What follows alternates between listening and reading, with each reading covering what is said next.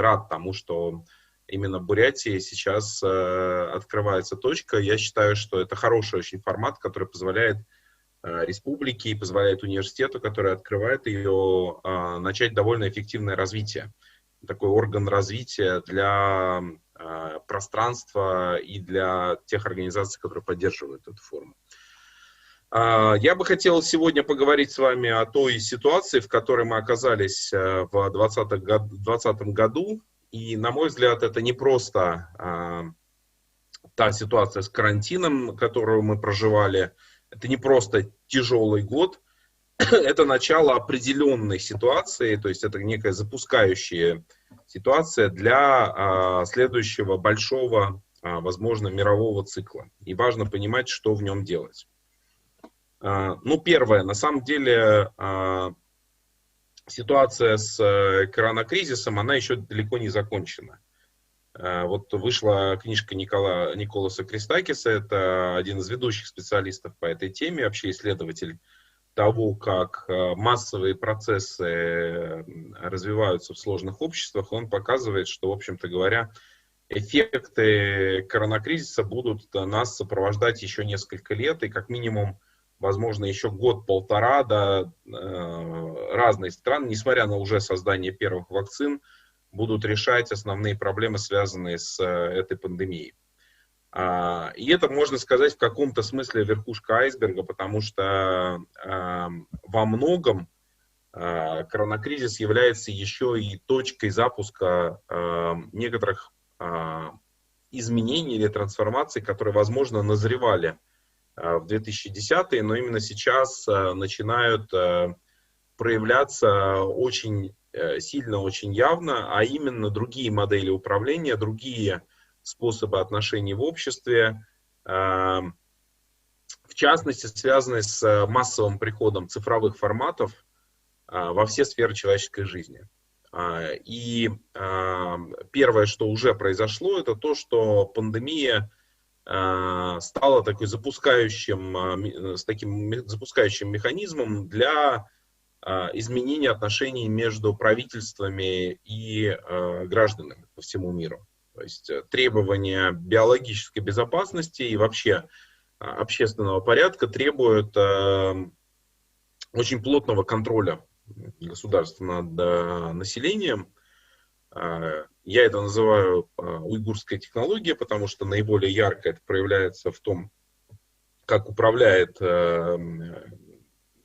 так сказать, человеческими процессами Китай в Синьцзянь-Уйгурском автономном округе, но на самом деле это гораздо более массовое явление, и Великобритания, и Израиль, и очень многие другие страны, которые формально считаются демократическими, на самом деле тоже начинают применять методы тотального слежения за населением, отслеживания всех контактов и так далее. То есть в этом смысле ситуация такого цифрового, непрерывного цифрового мониторинга или государствослежения, которым ожидалось в 2010-е годы, наступила вместе с пандемией и теперь станет частью нашей повседневной реальности. И вторая тоже часть этой повседневной реальности, это то, что на самом деле точно так же и бизнес начинает учиться использовать цифровую среду, становиться в первую очередь распределенным, удаленным, обслуживающим и предоставляющим свои услуги через онлайн. Это совершенно другая реальность, чем та, в которой мы жили последние десятилетия, когда развивалась активно, например, коммерческая недвижимость в городах. Главным форматом, например, времяпрепровождения людей на выходных был поход в торговый центр. И вот эта форма, сложившаяся в такой потребительской экономике 20 века, на самом деле на наших глазах сворачивается. Мы входим в некий другой мир, в котором, оказывается, уже важны другие ценности, другие правила отношений между потребителями и производителями, и в котором бизнесы, не прошедшие так называемую цифровую трансформацию, вообще окажутся на обочине, если не прекратят свою деятельность. И, на мой взгляд, очень иллюстративным в этом смысле является то, что происходит сейчас в сфере образования. Я считаю, это абсолютно беспрецедентная история.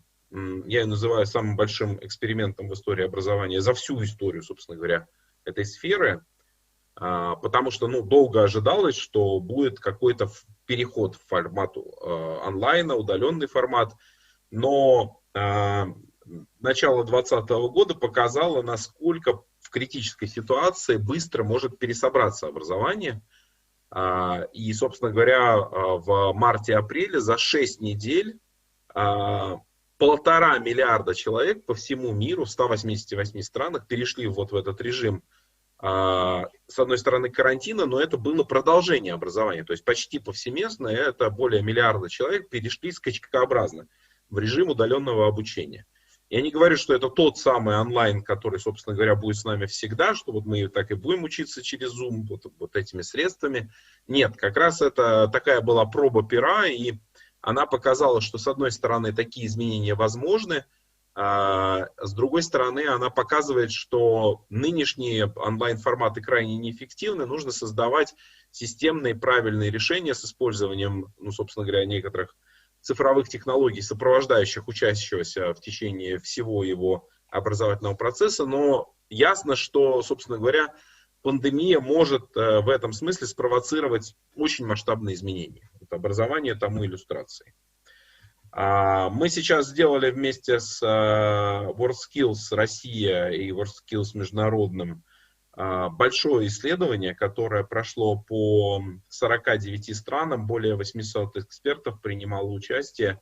Мы проанализировали 7 больших секторов мировой экономики, это практически 90% мировой экономики закрываются этими секторами, и посмотрели, насколько на них повлияют те или иные факторы с точки зрения изменений спроса на компетенции. Там множество факторов, и искусственный интеллект, и экологизация производства, и многое-многое другое, но ясно, что в начале 20-х спрос с точки зрения факторов, связанных с ковидом, с пандемией, оказывается очень важным. То есть изменение правил игры влияет фактически на всю мировую экономику.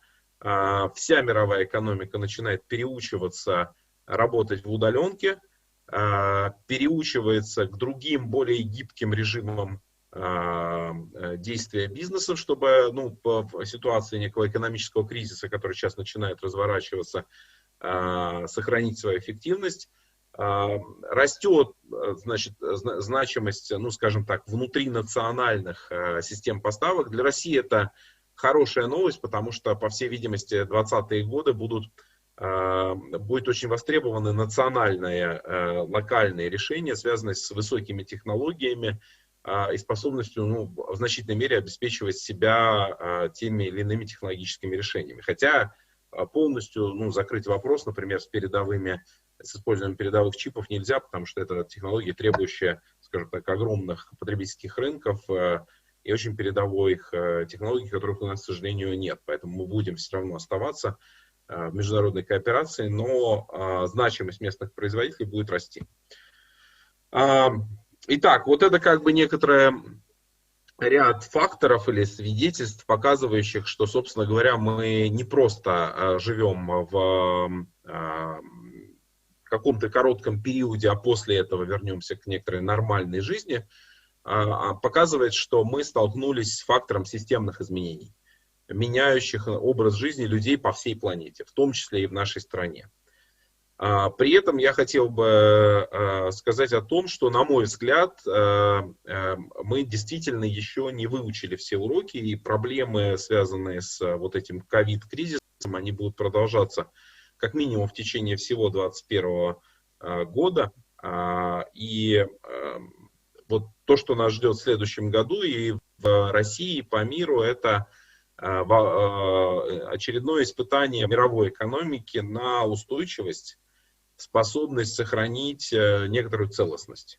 И на самом деле связано с этим испытание мирового политического порядка, способность сохранить договоренности, глобальный мир и такого рода вещи. Потому что те вещи, которые позволили пройти более-менее спокойно 2020 год, связанные с наличием, допустим, больших пакетов государственной помощи, в первую очередь в развитых странах предпринимателям, поддержки каких-то межстрановых договоренностей, эти все вещи начинают сейчас вновь подвергаться испытаниям. Ожидается новая волна мирового финансового кризиса, риски нарушения поставок межстрановых, идут волны банкротств в разных секторах. Вот следующая волна, по всей видимости, это строители коммерческой недвижимости и так далее.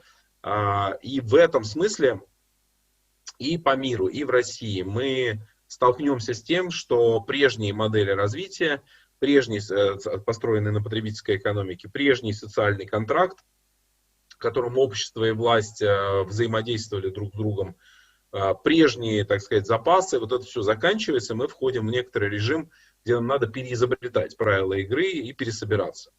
Это будет непростой период, и мы в этом смысле говорим, что наша карта будущего вот стартует с такой зоны, которую мы называем «Ночь темна и полна ужасов».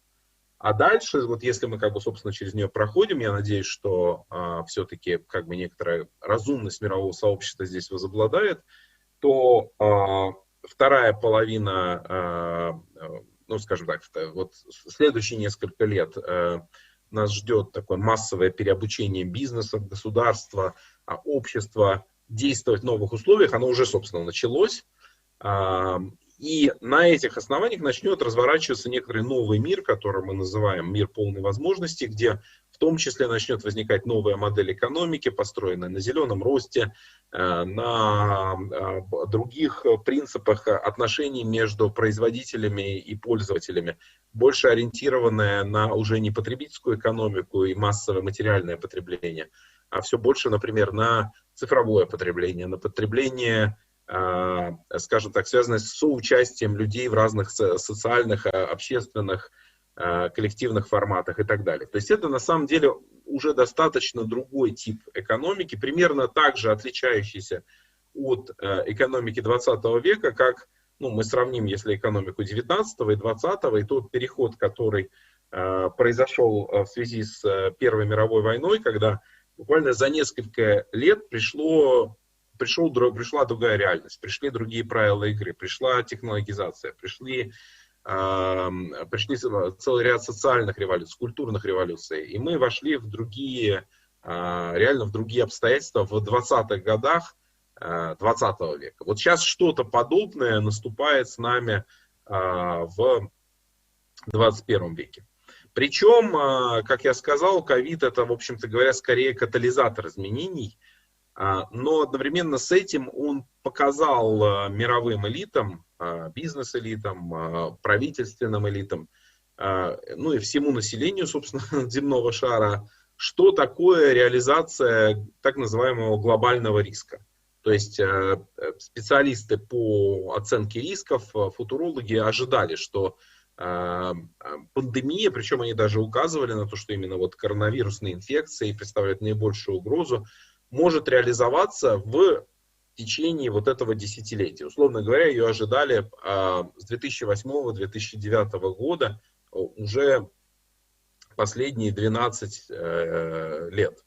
И в этом смысле, ну, к этому есть много предпосылок, связанных с медицинско-биологическими факторами и многими другими. Но вот этот глобальный риск реализовался, и можно увидеть, что произошло, когда мировая экономика и мировое сообщество с ним столкнулось.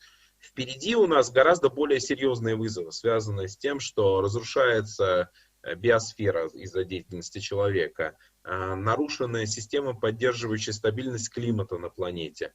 И они могут привести к гораздо более серьезным и катастрофическим последствиям, которые вовлекут десятки, сотни миллионов человек. Ну, одним из таких последствий может стать фактически исчезновение целого ряда территорий, пригодных для производства пищи для человечества на нашей планете. То есть вот неких плодородных зон, которые из-за климатических изменений и, например, изменений, связанных с потоками, ну, собственно говоря, распределения влаги в атмосфере, могут просто стать вообще непригодными для производства пищи. Это может быть мировой глобальной катастрофой.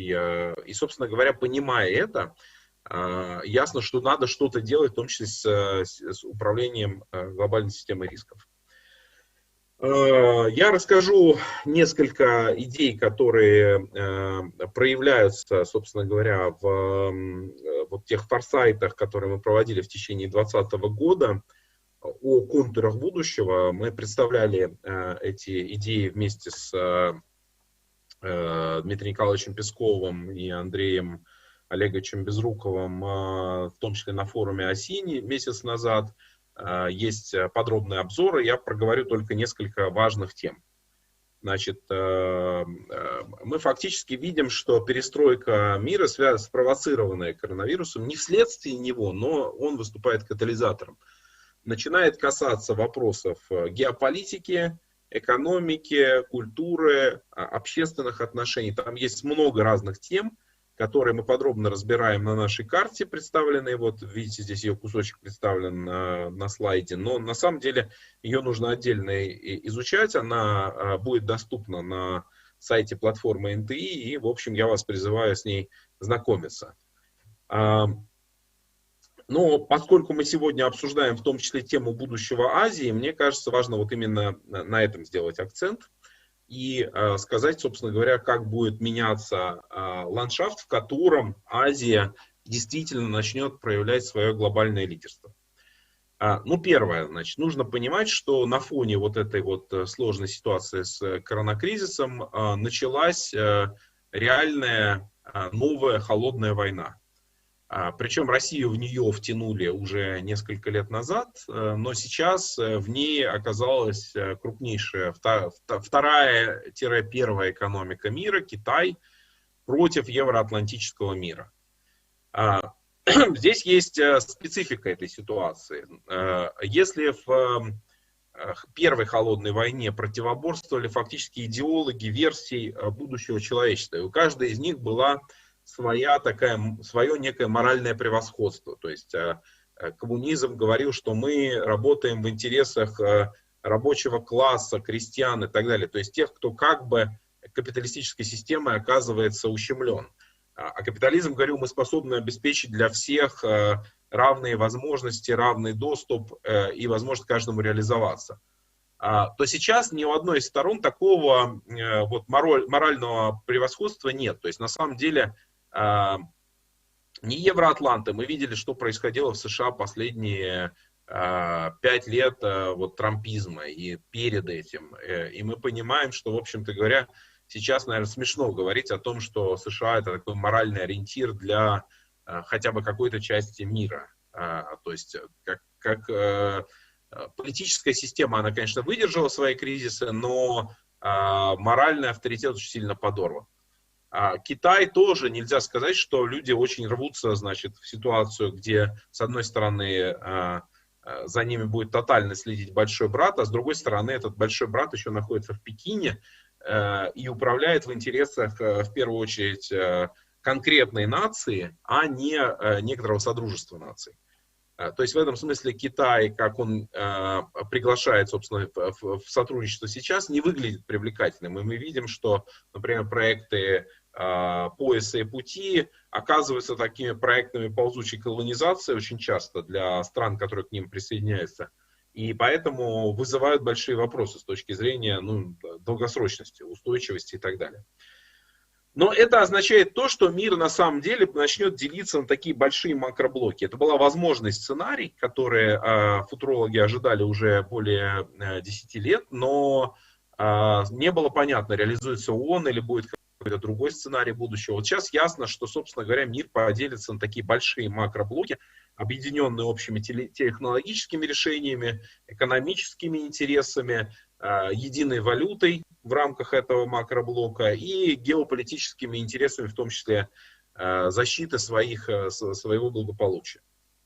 Значит, это первое, то, что будет происходить. Второе. Цифровая трансформация. Это как бы на самом деле важнейший фактор 20-х годов.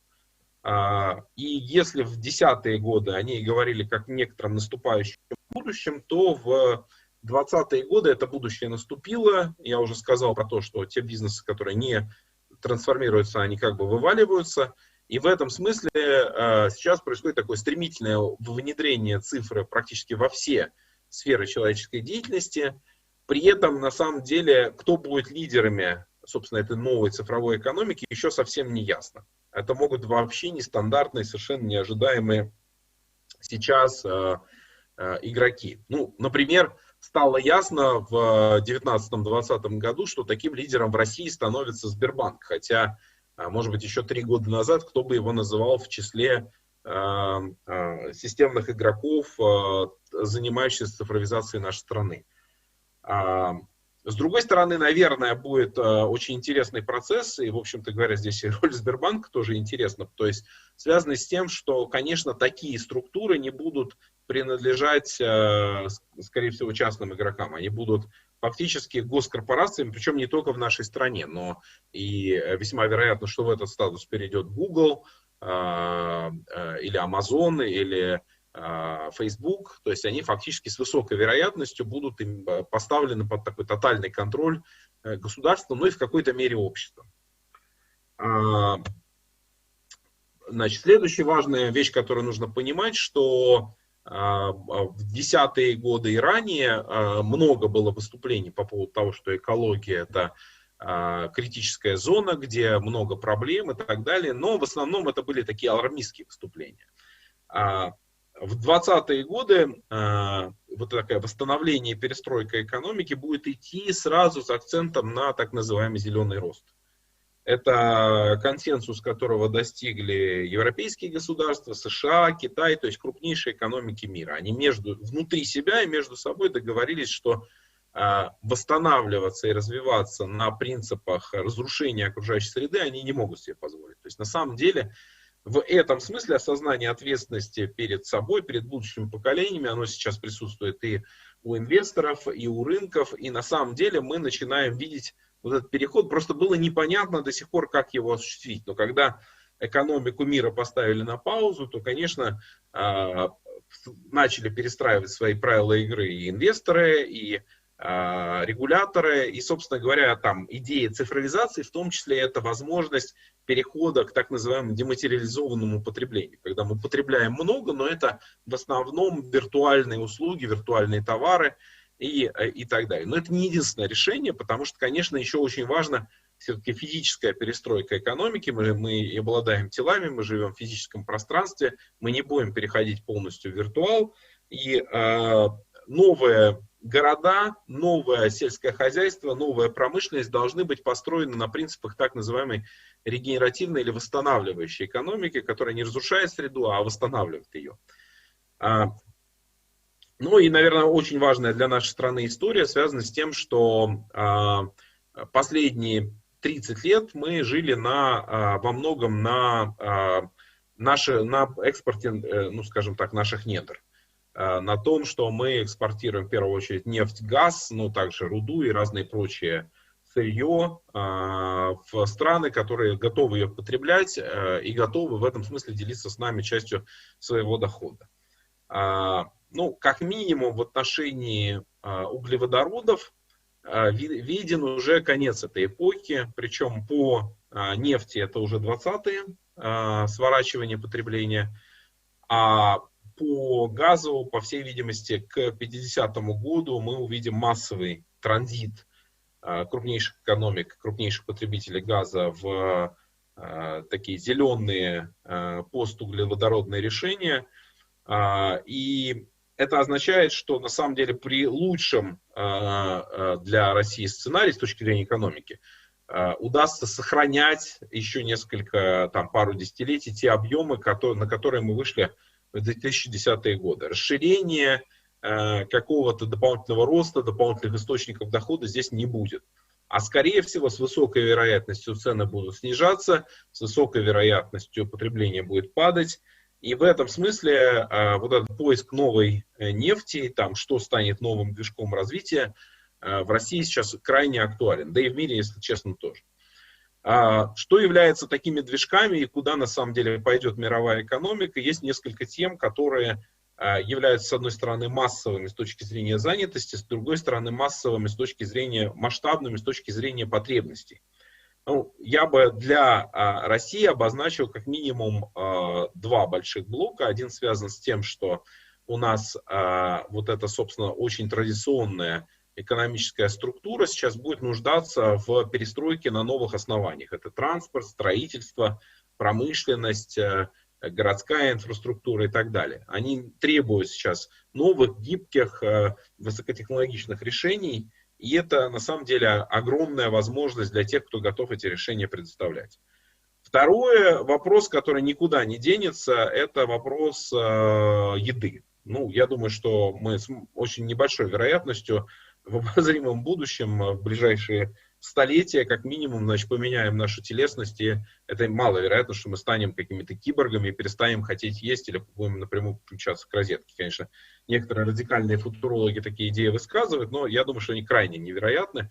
И в этом смысле растущее население Земли будет нуждаться, с одной стороны, в новых источниках пищи, в том числе в связи с тем, что вот эти климатические изменения могут свернуть целый ряд традиционных аграрных регионов, а с другой стороны, новое сельское хозяйство должно быть построено на принципах устойчивости или зеленой экономики. И поэтому это совершенно новые типы производства, там, использующие, например, грибы как важный источник белка, возможность производить еду в городах, так называемые городские фермы, и многое другое. Ну и на самом деле использование цифровых экосистем или цифровых решений для развития локальных экономик, систем образования, управления и так далее, это такой тоже большой сектор, в котором будет развиваться очень сильные изменения. И на самом деле, как в этом будет играть Азия? Азия в этом будет играть в первую очередь тем, что она становится центром экономической, интеллектуальной и политической власти в мире. Мы переходим от евроатлантического столетия или нескольких столетий, от ситуации, в которой даже история наша, мы в основном описываем мировую историю как европейскую историю. Вот этот цикл, длинный цикл достаточно, он длился фактически с эпохи великих географических открытий, но, наверное, наиболее сильно с эпохи активной колонизации. Вот он заканчивается. Мы входим в совершенно другой мир, в котором азиатские экономики доминируют над всем остальным миром. Азиатский средний класс – это основная часть, и это, собственно, те, кто потребляет большую часть технологических решений, те, кто задает политические какие-то и модные веяния. Ну, собственно говоря, азиатский класс в течение следующего десятилетия средний будет доминировать над всеми другими регионами мира. И это, конечно, уже давно назревавшие изменения, связаны просто с тем, как построена демография, в какой логике развивались экономики. Но ковид спровоцировал отчетливый такой конфликт и переход, и вот начало этой самой новой холодной войны, связанное с тем, что китайская экономика, в частности, уже сопоставима по всем параметрам с, как минимум, экономикой США и фактически с Евроатлантическим альянсом. С точки зрения способности делать передовую науку, с точки зрения военной мощи, с точки зрения культурных достижений и так далее. И это задает претензию на глобальное лидерство Китая. 30 лет назад это казалось бы невероятным, 90-е годы. То есть, когда мы тоже начали некий переход к рыночной экономике. Китай его сделал совершенно по-другому. И это привело к тому, что Китай оказался там, где он находится сейчас. При этом, по всей видимости, вот эта империализация Китая, втягивание альтернативных Китаев внутрь главного, она будет продолжаться. Гонконг уже был в каком-то смысле съеден Китаем, несмотря на то, что по соглашениям он должен был сохранять автономность до 1949 года, но в реальности все произошло сильно раньше. И вероятность того, что Тайвань тоже ползучим образом или явным образом китаизируется, представляется довольно высоковероятной. Это будет означать в том числе изменение мировых финансовых центров. Мировой финансовый центр, скорее всего, будет перенесен в Шанхай. Для многих китайских миллиардеров, которые вкладывались в китайский рост, это будет катастрофой. Ну, мы видим преследование, например, Джек Ма, основателя Алибабы, сейчас там остановку IPO в Америке. Ну, то есть это индикатор того, что компартия ставит крупный бизнес под свой контроль. На самом деле этот процесс будет продолжаться, но китайцы очень патриотичны. И на самом деле миллионеры, наоборот, будут видеть не миллиардеры, а миллионеры, то есть более массовые, такой верхний средний класс, будут видеть в этом возможность для себя как-то реализоваться за счет контакта с китайским правительством, с возможностями очень массового рынка Китая и так далее. Китай будет выращивать практически все технологии, которые сейчас владеет США, причем делать это ускоренно, это будет полная технологическая альтернатива США. Китай будет собирать глобальные технологические таланты, он уже это делает, когда закрыли, например, возможности экспорта Huawei, закрыли возможность покупки чипов, машин для производства чипов, они тут же начали покупать мировые команды, самые передовые, которые способны делать очень передовые решения. Китай будет становиться новым таким глобальным, если не полицейским, то как минимум провайдером мировой безопасности, предоставляя и свои военно-промышленный комплекс, его мощности, возможности своей очень передовой военной техники и кибербезопасности. В этом смысле это серьезная конкуренция для России, которая делала ставку на рынке экспорта своих технологий, в том числе кибертехнологий.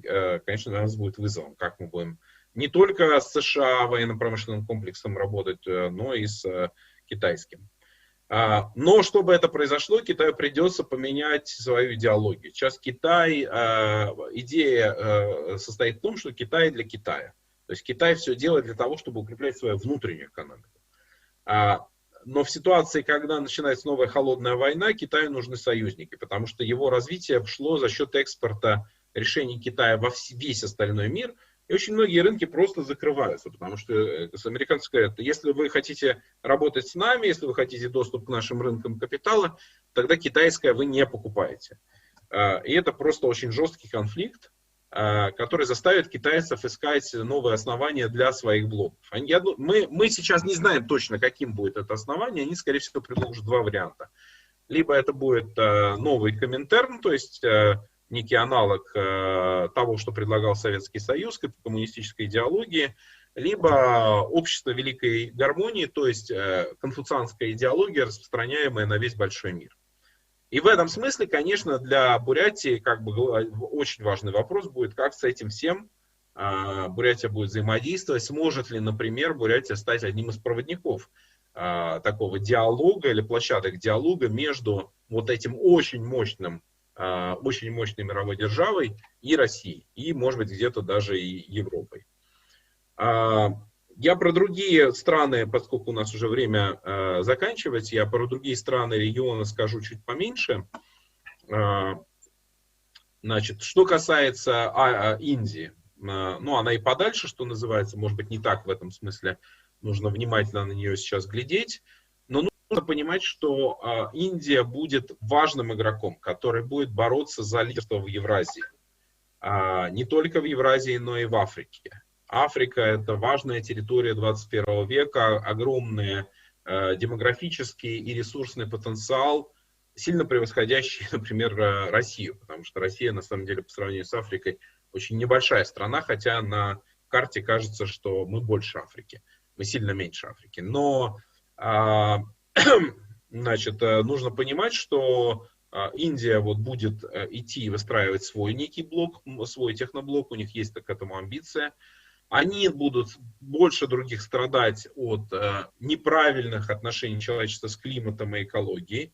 И у них же будет наиболее массовый запрос на системные решения. Уже сейчас Индия является лидером мировой солнечной энергетики и многих других решений. И они же являются партнером, который заинтересован внедрять эти решения у себя. В этом смысле я говорю, что Индия – это восходящий лидер середины 21 века, но ее звезда будет подниматься более постепенно. Другие центры развития в Азии, их еще несколько. Про них можно сказать, скажем так, что их контуры не так четко оформлены. Самый большой вопрос, конечно, это то, что будет происходить с Кореей в следующие десятилетия, потому что есть на равных, значит, и возможности того, что это станет такой историей второй Германии, когда, объединившись две страны, получают невероятный рывок, невероятный скачок страны, живущих принципиально в разных режимах. Либо это будет одна из главных точек напряжения, потенциальная точка даже начала мировой войны. Потому что именно конфликт по 38-й параллели может спровоцировать вот конфликт между, собственно говоря, США и Китаем буквальный, горячий. Поэтому это, конечно, такой зона наибольшей неизвестности. Юго-Восточная Азия, нужно понимать, что Вьетнам, Лаос, Камбоджа, Таиланд – это страны с очень высоким потенциалом, особенно Вьетнам. Стремительный экономический рост, стремительное вхождение в мировую экономику. Малайзия, кстати, извините, я забыл ее упомянуть. Это вот такие азиатские тигры второго поколения, примерно в той же логике развивающейся, в которой в свое время развились Южная Корея и Сингапур. Но это новые точки таких колоссальных возможностей, в том числе колоссальной возможностью является появление некоторого нового мирового финансового центра в Малайзии. В силу того, я сейчас немножко пропускаю аргументацию, что вот Гонконг, собственно, уже исчез, а Дубай может пережить очень серьезный кризис в следующее десятилетие. И потребуется некоторая новая точка роста, вот в том числе до мировых финансов в Азии. Ну и океан, мы понимаем, что Азия находится на границе с величайшим океаном нашей планеты, и возможности Тихого океана невероятны. Кроме того, что, собственно говоря, вот это многочисленное население планеты надо кормить, и производство пищи во многом будет переходить в режим производства в океанах, в аквафермах и так далее. Это еще и новый фронтир для наций, которые, конечно, решены сейчас возможности развиваться также активно. И, по всей видимости, собственно, мы входим в период, когда океан может стать таким фронтиром. И для человечества это может быть один из шансов, вот, собственно говоря, затеять новую игру про будущее, да, для масштаба всего земного шара. Ну, вот часть нашего исследовательского проекта, который я упомянул, была в том, что мы создали такую глобальную карту с указанием ставок для разных регионов. Это все доступно на сайтах платформы НТИ, можно потом почитать. Ну и часть ее я вам рассказал, в частности то, что касается Китая, потому что мне кажется, что он наиболее важен как раз для региона, в котором сейчас открываются точки кипения. Ну вот завершая, я хотел бы просто акцентировать ваше внимание на буквально 3 тезисах. Значит, первый. Вот вы уже поняли, что мы находимся в таком периоде перестройки, который только начался. Можно в чем-то уподобить его такому глобальному 90-му году. Вот как в России был 90-й год, уже прежняя страна фактически распадается. Мы на границе каких-то крупных назревших перемен, и эти перемены начнут происходить в следующее десятилетие. Вот одна из этих важных перемен – это наступление азиатского столетия. Оно приходит, оно будет сопровождаться определенными потрясениями, оно будет непростым, но оно, похоже, уже с нами. Второе. Китай – очевидный лидер, мировой лидер, заявляющий свою альтернативную повестку.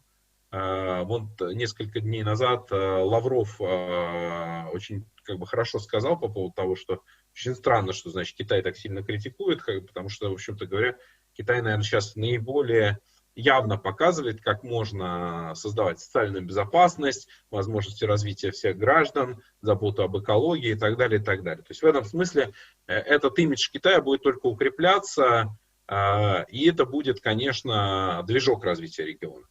Но рядом с ним еще несколько крупных и в чем-то сопоставимых по мощи с ним очагов развития. Ну, точно совершенно это Индия самостоятельная и большая зона развития, это Юго-Восточная Азия, это Япония, Южная Корея и так далее. Мощность этих движков сильно больше, на самом деле, возможностей российской экономики. Поэтому нам надо учиться с ними работать, надо учиться в них встраиваться. И вот здесь это я перекидываю мостик, собственно, следующей дискуссии, которая будет. Нужно понимать, что у России сейчас нет никакой четкой выстроенной повестки про Азию. Даже нет, на мой взгляд, системного понимания того, какие перемены мы переживаем. Если посмотреть на содержание, значит, телеканалов, сайтов новостей и так далее, то наша повестка остается Европа американоцентричной. Нас очень волнуют выборы в США. Мы не понимаем сильно, что происходит в Азии. И вот, на мой взгляд, это слепое пятно российской политики и российской экономики нужно преодолевать. И с точки зрения окна возможностей для Бурятии и для всего региона, я считаю, что разобраться с тем, что происходит, какие возможности, куда двигаться, в том числе образованию, понимая, коллеги, что у нас нет никаких особых, например, ценностных предложений для Китая, по большому счету. Потому что Китай нас превзошел, к сожалению, уже сильно. То есть передовая наука сейчас там. Передовые разработки, уходящие от нас в следующий технологический уклад, уже там. Мы догоняем. Вот. Но что-то еще мы можем предложить, и это очень важно, что мы предложили сейчас. Очень важно не упустить это закрывающееся окно возможностей. Здесь я считаю, что Бурятия может найти для себя тоже место в этом процессе. Спасибо большое. Я надеюсь, что меня нормально было слышно в рамках этой презентации. И буду рад, если, я не знаю, есть ли время на вопросы, но так или иначе обсудить вот этот вопрос дальше. Спасибо.